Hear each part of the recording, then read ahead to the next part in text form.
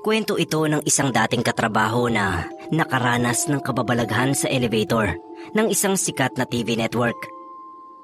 Itago natin siya sa pangalang Aiza. Kwento ni Aiza, hindi niya akalain na totoo pala yung multo na nakita niya dahil akala niya ay parte ng prank ng isang gag show sa TV network yung nangyayari sa elevator. Sobrang creepy daw kasi na para na siyang script sa isang corny na horror story.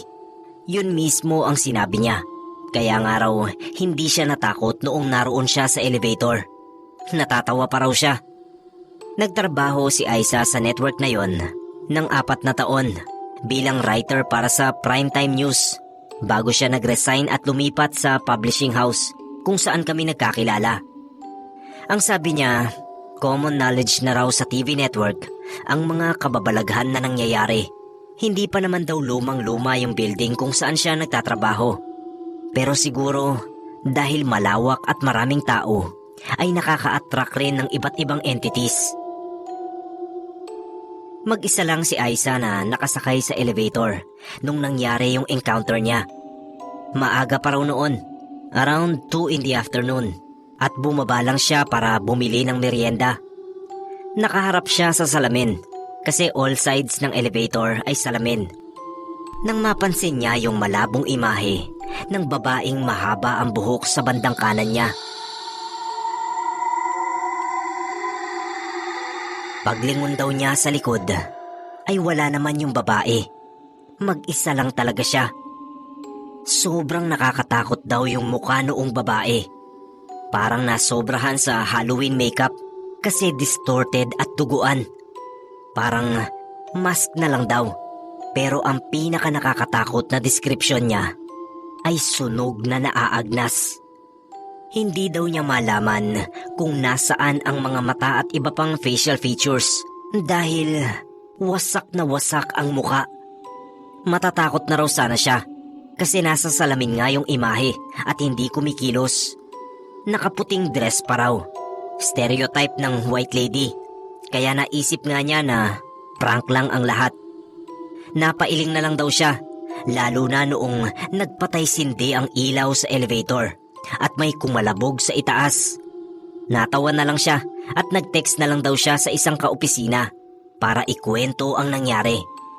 Ang sabi raw niya ay baka matagalan pa siya dahil nasabit siya sa isang prank ng gag show nila.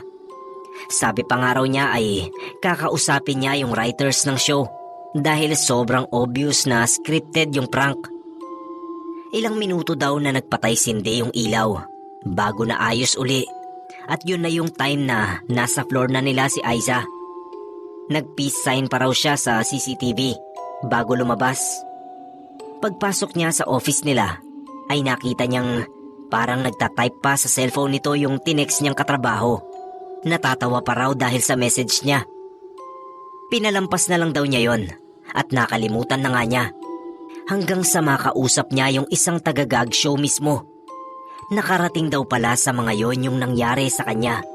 At tinanggi ng mga yon na may kinalaman sila sa white lady sa elevator. Kahit daw isa-isahin pa niyang panoorin yung episodes ng show at yung i-e-ere pa lang na episodes, ay wala raw ganoong prank na ginawa yung staff nila. Wala rin daw kinalaman doon ang ibang staff ng ibang show. At totoo naman daw, kahit ilang buwan na ang nagdaan, ay walang prank na tungkol kay Aiza ang lumabas sa kahit na anong show ng network. Wala rin daw ibang empleyado ang nakaranas o nakakita ng kagaya ng naranasan niya. Wala pala talagang prank. Lahat ng nakita at naranasan ni Aiza ay literal na ghost experience. Nang ma-realize daw niya na hindi pala siya pinaprank, ay tsaka lang natakot si Aiza. Mula raw noon ay natakot na talaga siya sa elevator. At hanggang ngayon daw, Sir Neb, ay hinihiling ni Aiza na sana raw ay hindi na niya ulit makita yung babaeng yon.